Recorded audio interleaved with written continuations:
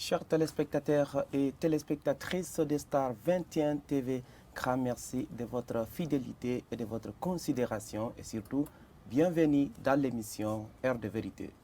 Heure de Vérité, c'est votre émission qui donne la parole aux victimes de la mauvaise gouvernance de 1958 à nos jours. Des citoyens qui s'expriment à travers des témoignages justes et conformes. Aujourd'hui, nous avons comme invité M. Cherif Abdallah. Il est le président du GOA, groupe organisé des hommes d'affaires. Ensemble, nous allons rappeler le passé, lire notre base, notre histoire pour mieux la connaître.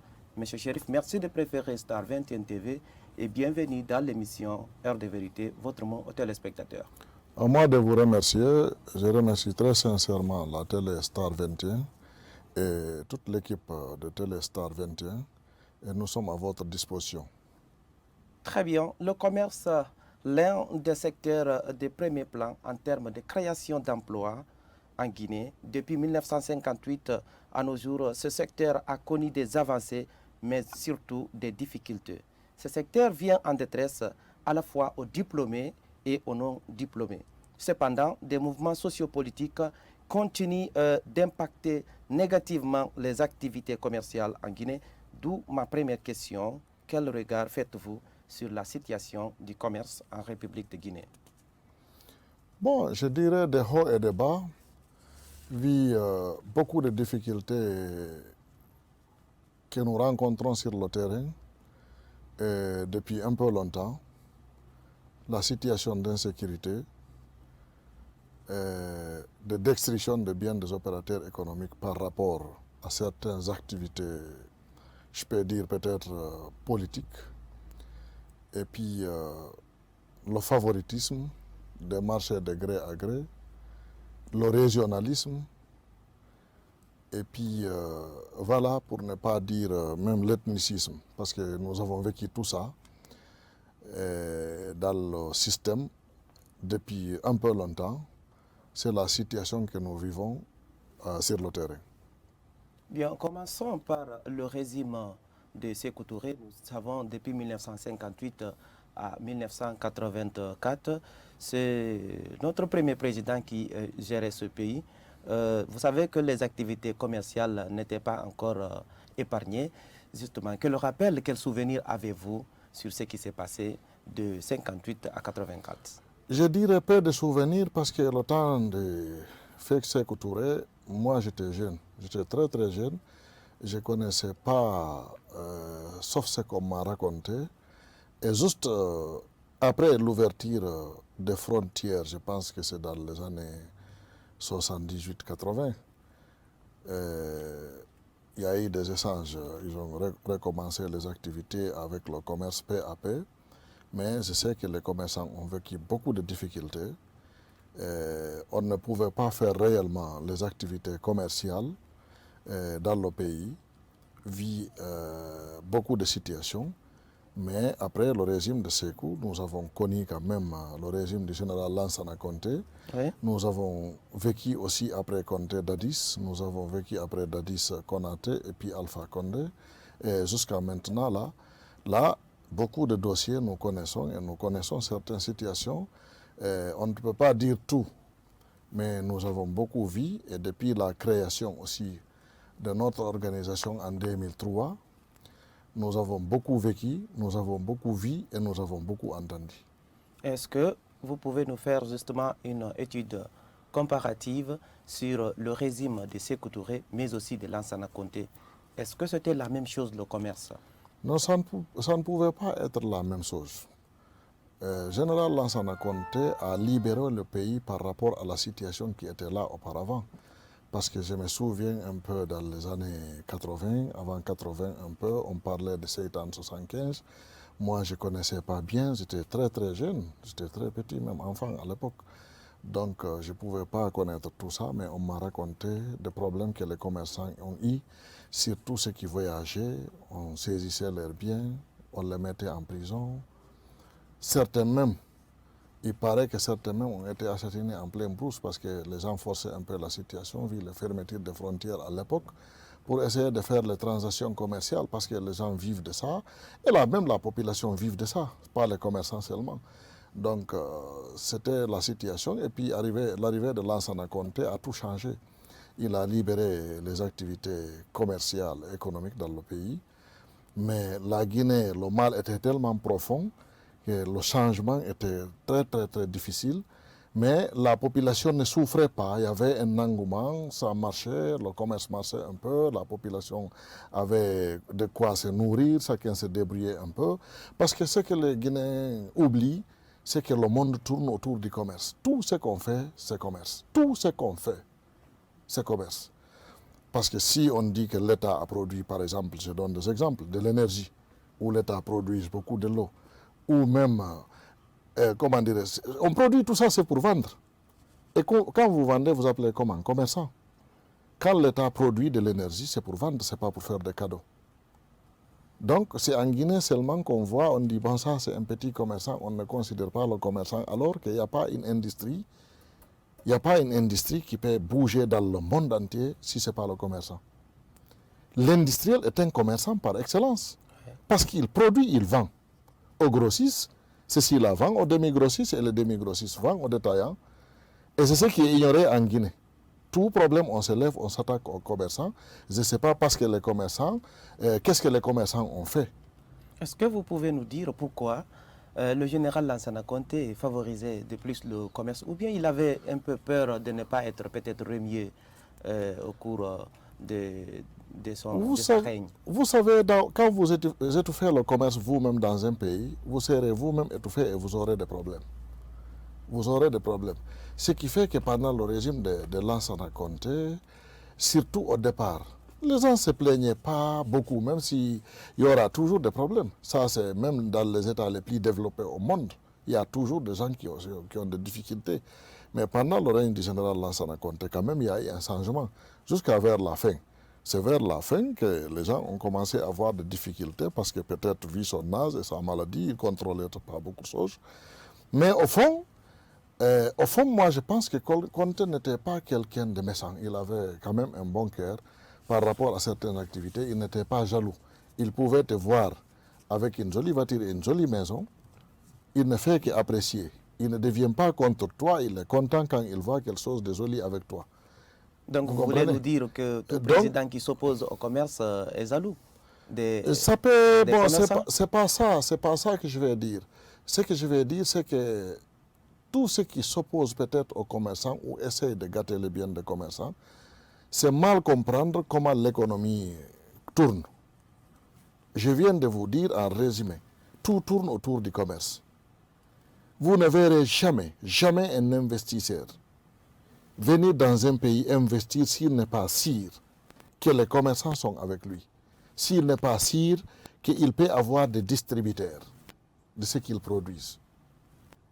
Et tout investisseur sérieux, c'est celui-là qui est capable de monter une véritable usine dans un pays, ou bien de se lancer carrément dans l'agriculture. C'est ça les investisseurs sérieux. Ce n'est pas des gens qui viennent seulement avec de bons parfums, de petits vestes et des cravates, venir soutirer des contrats, aller vendre ces contrats, venir corrompre quelques cadres seulement, et soutirer des contrats et aller vendre ces contrats-là ailleurs. Ce n'est pas ça qu'on appelle investisseur. Malheureusement, en Guinée, on ne connaît pas ça. Est-ce que s'opposer encore au commerce n'est pas source d'instabilité dans un pays? Absolument. Si vous vous opposez au commerce, vous étouffez les commerçants, vous créez vous-même des problèmes. Vous créez vous-même des problèmes pour vous-même. Parce que ça va faire souffrir la population. Nous avons vécu des exemples ici. Quand vous coupez la chaîne de distribution, il y aura la rareté de denrées sur le terrain. Et s'il y a la rareté de denrées sur le terrain, les gens n'auront pas de quoi consommer et les prix vont grimper. Et quand les prix grimpent, on va s'adresser à qui en première position? Si ça ne va pas dans une famille, c'est le père de famille. Dans le quartier, c'est le chef de quartier. La commune, la ville, c'est le préfet. Et puis la République, c'est le président. Il n'y a rien d'autre, il n'y a rien à faire. Si la tête est incapable seulement, ça va se répercuter partout. Et pensez-vous, si les gouvernements sont très actifs dans leurs différentes fonctions, est-ce que le commerce encore ne peut pas avoir des difficultés pendant qu'il y a encore l'agriculture, d'autres secteurs sont là?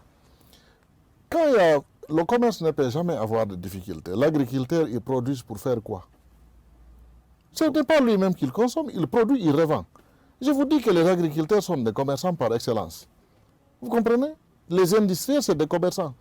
C'est en Guinée seulement qu'on va, on dit, bon, non, c'est un petit commerçant, c'est ceci et cela. Non, ce n'est pas ça. Il n'y a pas un petit commerçant dans cette affaire-là. C'est lui qui vend une petite boîte de Gloria, une petite boîte de J. Cela veut dire qu'il est en train de faire l'affaire d'un industriel quelque part, soit un industriel guinéen ou africain ou au niveau international. Si c'est l'agriculture, idem. C'est lui qui vend un seul kilo de riz à l'intérieur du marché. Il est en train de faire l'affaire d'un producteur chinois ou birman, ou en tout cas quelque part en Asie, parce que ce que nous consommons ici, malheureusement, vient de l'Asie, malgré que la terre de Guinée, on peut sérieusement se lancer dans l'agriculture. Mais il n'y a jamais eu de sérieux autour de ça.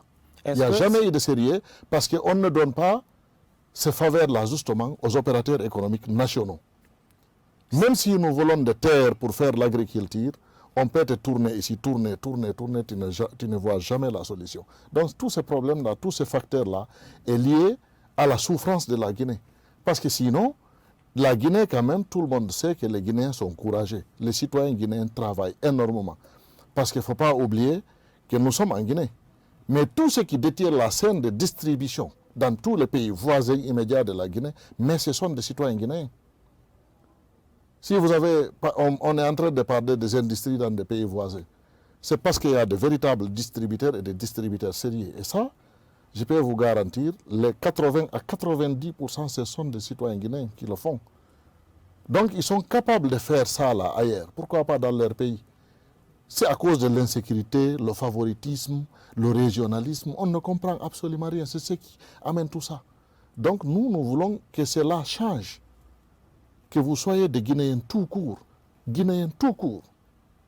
Si vous êtes capable de faire quelque chose, qu'on vous laisse exercer dans la paix et dans la sécurité. C'est tout. Le secteur du commerce encore emploie des jeunes qui ont des problèmes pour financer peut-être leurs études. Est-ce que cela encore n'est pas un atout de fait que les gouvernants n'arrivent pas à comprendre? Surtout parce qu'on a l'impression d'une chose, que c'est l'analphabète qui sait mieux gérer l'économie que les autres sortants des universités. Vous prenez Lansana Conté, c'est quelqu'un qui n'a pas été à l'école, mais il a favorisé le commerce durant son temps. Finalement, ça marchait. Est-ce que si on arrivait encore à repenser sur le commerce, tout en peut-être donnant plus d'indépendance et plus de stratégie, ça ne pouvait pas encore nous épargner de cette pauvreté qui nous frappe lourdement? D'abord, si on freine les activités commerciales ou qu'on perturbe, la plupart aujourd'hui des jeunes sortant d'universités qui ont des diplômes sont dans les différents marchés et dans le secteur informel, la plupart. Et c'est des milliers, pour ne pas dire des millions. Vous comprenez? C'est que le secteur du commerce embarque dans le pays. Si on perturbe ça seulement, vous verrez des conséquences extrêmement sérieuses et dangereuses pour le pays. Parce que tout tourne autour du commerce. Quand vous sortez ici, partout, vous allez voir des jeunes en activité, des femmes en activité commerciale. Vous comprenez? Partout. Donc ça, c'est un secteur que l'État doit bien manager. Bien manager. Tout gouvernement capable, qui comprend. Bien, nous allons marquer une courte... chers téléspectateurs et téléspectatrices de Star 21 TV, nous allons marquer une courte pause. Derrière, c'est la suite du débat.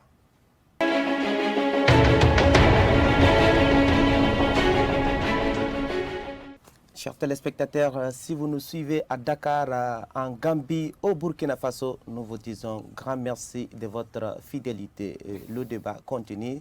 Vous savez qu'on est en train de parler du commerce dans votre émission Heure de vérité, parce que c'est le moment de parler de ce qui s'est passé pour mieux inspirer la jeune génération à se préparer pour un lendemain meilleur.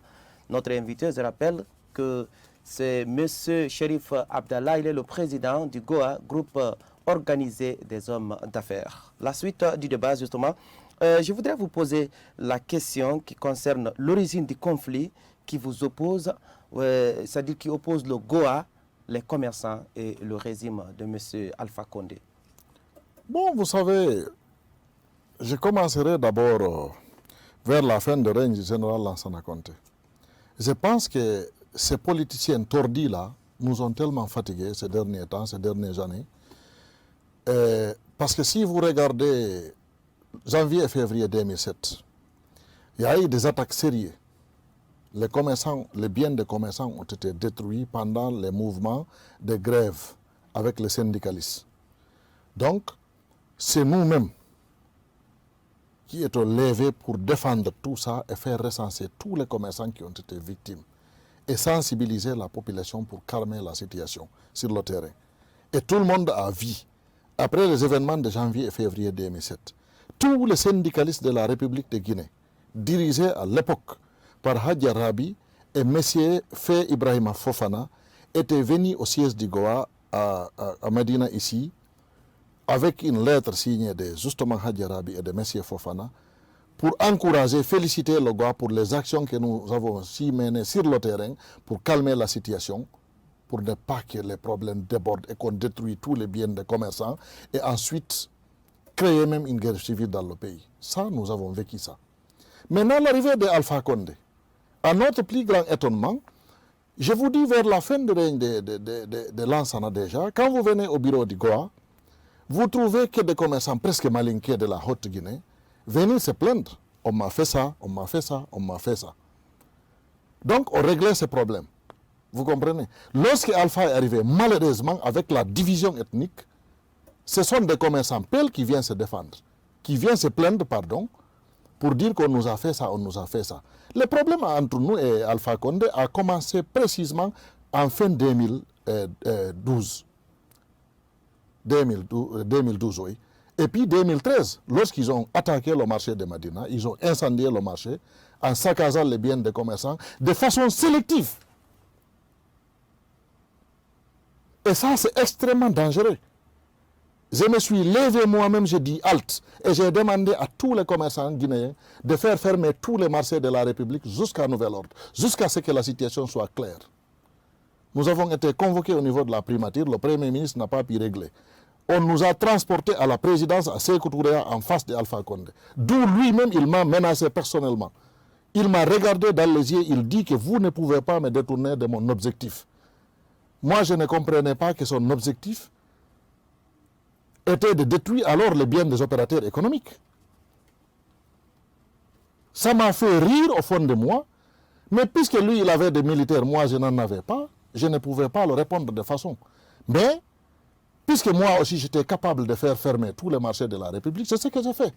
Et j'ai maintenu le cap jusqu'à ce qu'il a pris l'engagement de dédommager les commerçants qui ont été victimes. Nous, c'était la défense que nous-mêmes, on avait pris à l'époque. Les commerces de Medina allaient être complètement saccagés et brûlés. Parce que j'ai compris que c'était un peu ça. Ouais, vous comprenez? Comment vous pouvez comprendre, ça c'est en 2013, hein, ça c'est l'origine de notre conflit. Et moi, je ne pouvais pas rester bras croisés en tant que président du Goa, l'organisation de promotion et de protection des droits des opérateurs économiques, et je laisse voir les commerçants en train de souffrir de gauche à droite alors qu'ils n'ont rien fait. Si l'État fonctionne, c'est parce que les commerçants payent les taxes. Si on paye les forces de défense et de sécurité, c'est parce que les commerçants payent les impôts. Sinon, il n'y aurait pas tout ça. Et leur rôle régalien, c'est de protéger ces commerçants-là et de leurs biens. Et sur l'ensemble du territoire. Donc, c'est ce qui fait que nous avons réagi et nous avons réagi fort. Mais on ne pouvait pas aller au-delà. Et nous avons montré à l'opinion nationale et internationale que nous sommes opposés à cette manière de faire. Ils se sont calmés. Il y a eu des négociations. Nous avons repris les activités. Malheureusement, quelques temps après, ils savent que le Goa est là et les menaces continuent et nous, la résistance aussi continue. On n'a jamais eu peur de lui et son équipe. Donc en 2015, pendant les élections, c'est juste pendant le mouvement électoral qu'on s'attaque aux opérateurs économiques et de leurs biens.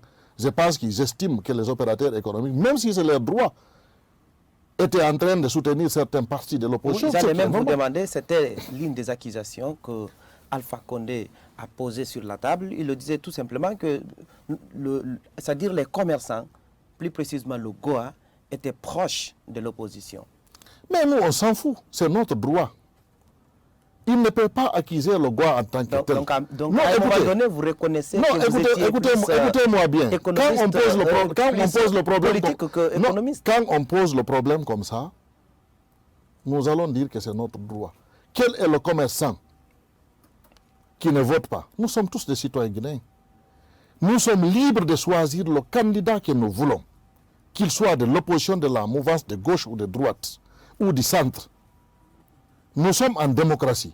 Si c'est pour ça qu'on veut imposer la dictature pour nous, c'est ce qui fait qu'on a, sur nous, c'est ce qui fait qu'on a résisté et on va continuer à résister si tel est le cas. Nous sommes citoyens guinéens et nous sommes libres de choisir qui on veut. Si tu es capable de convaincre les opérateurs économiques pour qu'ils te supportent, il n'y a pas de problème. Mais si on accuse le Goa d'être en faveur d'un parti ou un autre, non. Il faut faire la différence entre l'institution, l'organisation et son président. Moi, je suis citoyen guinéen. L'organisation est là, c'est un chapeau pour tout le monde. Vous comprenez, c'est une couverture, c'est une sorte de parapluie pour l'ensemble des opérateurs économiques au niveau national et même au niveau international. Il ne faut pas oublier que c'est la seule organisation et la première qui est créée en Guinée, qui est présente dans tous les continents. Le Goa est nettement international. Et ça, nous sommes fiers de le dire. Parce que c'est nous qui avons fait tout ce travail pour que notre organisation soit non seulement présente sur tout le territoire guinéen, mais aussi au niveau international. Ça, il ne faut pas l'oublier. Maintenant, on ne peut pas taxer le Goa d'être dans un parti politique. Le Goa, d'ailleurs, est plus fort que ces partis politiques dont on parle là. Ça, soyez sûr et certain. Mais comment? Tous ceux qui détiennent le gros moyen, non, le Goa est au-delà des partis politiques. Parce que tous les partis politiques peuvent être dans le Goa. Je vais dire, les membres de ces partis politiques-là. Parce que les hommes d'affaires peuvent être membres de ces partis politiques-là. Et quand vous êtes avec, quand les citoyens, les commerçants sont avec une certaine opposition, on les taxe de tout, on les attaque. Mais quand ils sont avec ceux qui sont au pouvoir, là ils sont bien managés, ils sont les bienvenus et tout. Mais quelle est cette dictature? Nous sommes en démocratie ou nous sommes où? Et c'est ce que nous ne voulons pas. Pendant les manifestations, personne ne peut nous intimider à cause de ça. Vous avez perdu assez de biens, n'est-ce pas? Assez de biens, assez de pertes. Moi-même, depuis qu'Alpha Condé est arrivé au pouvoir, je n'ai aucun dossier qui est passé. Je ne connais même pas la couleur des marchés de l'État. Des marchés de gré à gré qui s'est passé comme ça. Là. Partout où on voit Chérif Abdallah, mon nom sur un dossier, le dossier est bloqué ou on met dans le tiroir. Vous comprenez? C'est comme ça, je pense que c'est lui-même qui a donné ces consignes. Pour essayer de m'étouffer, pour l'attirer vers lui. Et je ne le ferai pas. Moi, je suis une personne digne. Et je respecte mon principe et le cap est maintenu. Je ne change jamais ma position. Ma dignité n'est pas à vendre. Est-ce que vous vous souvenez un peu des violences policières, on peut le dire comme ça, des forces de l'ordre et de sécurité sur vos activités commerciales? Absolument. Quand vous voyez le marché de Koloma ici, le marché de Koloma a été attaqué par des policiers. Carrément. Les images existent. Mais ça, c'est une honte nationale. Des hommes en tenue qui devaient protéger ces opérateurs économiques et de leurs biens, qui viennent s'attaquer au marché. Carrément. Vous pouvez voir carrément un homme en tenue qui devait protéger les commerçants et de leurs biens avec une téléviseur ou un sac de riz sur la tête en train de courir. C'est extraordinaire notre pays. Je pense avec l'arrivée de ces militaires patriotes-là, on doit mettre fin à tout ça, on doit redresser ça, on doit redresser ceux qui ont fait ça. Parce que sinon, ce pays-là, ça nous reste encore à faire. Il faut que tout ça change. Il y avait même aussi des policiers ou des gendarmes qui renversaient les marmites dans les quartiers. Oui, ça c'est pendant aussi les manifestations de l'opposition, ce qui n'est pas normal. Mais moi, je préfère toujours rester sur le cadre des activités de notre organisation, le commerce. Tous ceux qui ont touché les commerçants, ils seront dénoncés. Et si on arrive à les identifier, ils seront poursuivis. Comment vous pouvez imaginer tous ces milliers de victimes? Parce que nous estimons actuellement plus de 2000 opérateurs économiques victimes de destruction de leurs biens et plus de 300 milliards de pertes. Tenez-vous bien, 0 arrestation, que je qualifie d'une honte nationale. 0 arrestation. Cela veut dire que les commerçants sont visés et c'est clair. Rapidement, est-ce que vous avez un autre regard sur votre exil? Vous devez parler des activités, les démarches que vous avez menées lors des fermetures de certaines de nos frontières. Oui, lorsque nous étions en exil, malheureusement, pour des raisons de sécurité, parce qu'on défend les opérateurs économiques et de leurs biens. Ce n'est pas un cas personnel. Pas du tout alors. Parce que moi, Serif Abdallah, je suis clair comme l'eau de roche. Clair comme l'eau de roche. Si vous osez dire non à un président ou à un ministre ou à un directeur, cela veut dire que vous êtes clair. Il n'a pas un autre dossier à réveiller contre vous. Donc, lors de mon exil, j'ai quand même travaillé sérieusement avec des journalistes étrangers, avec les huissiers. Nous sommes venus faire des constats au niveau des frontières, parce que toutes ces fermetures-là, c'était aussi comme ils ont gâté les biens des opérateurs économiques à l'interne. On les visait encore pour détruire leurs biens, couper la chaîne de distribution, pensant qu'on est en train de faire souffrir les commerçants. Et ça a provoqué ce que ça a provoqué. Il y a eu des déstabilisations partout, les prix sont montés et tout le monde était fâché. Et ça a favorisé aussi sa destitution. Alhamdulillah Rabbil Alamin. Mais quand vous prenez je n'ai jamais vu quelqu'un la CEDEAO qui est communauté économique des États de l'Afrique de l'Ouest, même si cette institution sous-régionale échouait sur le domaine politique, est-ce que aujourd'hui vous êtes content de cette organisation? Parce que vous avez, je pense bien, vous avez interpellé plusieurs fois cette organisation en ce qui concerne la fermeture de ses frontières. Nous, ce qu'on a demandé à la CEDEAO, c'est simple. On les a dit, si vous êtes là, que pour valider seulement des élections contestées, il faut nous dire. Parce qu'on ne peut pas comprendre la communauté économique des États de l'Afrique de l'Ouest, je dis bien la communauté économique des États de l'Afrique de l'Ouest, qu'un dictateur parmi eux se permet de fermer les frontières en bloquant toute la chaîne de distribution pendant une année pour rien. Moi-même, j'ai écrit aux différents chefs d'État de la CEDEAO, ils n'ont pas réagi. C'est pourquoi je leur ai posé la question. Est-ce que la CEDEAO est là seulement pour valider des élections contestées ou bien pour appliquer les textes de la CEDEAO? Malheureusement, nous tendons vers la fin de cette émission. Quel est votre mot de la fin? Mon mot de la fin, je dirais que le coup de paix opéré par l'armée guinéenne, colonel Mamadi Doumbouya et son équipe, est salutaire pour nous. Parce que je ne qualifie pas ça comme un coup d'État, c'est un coup de paix. Et je le dirais de rester sur le rail et de rester strict. Tous les malfaiteurs doivent être corrigés et rectifiés pour que la Guinée soit sur le rail. Mais les malfaiteurs sont nombreux. Il faut les corriger. Il y en a, c'est les fonctionnaires. Il y en a même parmi nous, opérateurs économiques, en grand nombre. Parce qu'on ne peut pas voir seulement que des fonctionnaires tordis. Il y a aussi des opérateurs économiques tordis qui appuient ces fonctionnaires tordis-là pour tordre l'économie du pays. Et ça, c'est extrêmement grave. Merci. Ce n'est pas un coup d'État, mais plutôt un coup de paix. C'est à travers cette dernière intervention de notre invité, M. Cherif Abdallah, le président du GOA, que nous fermons porte et fenêtre de notre émission Heure de vérité. Grand merci à lui, grand merci à l'équipe technique, aux responsables de Star 21 TV. Nous serons ensemble dans un autre numéro. Au revoir.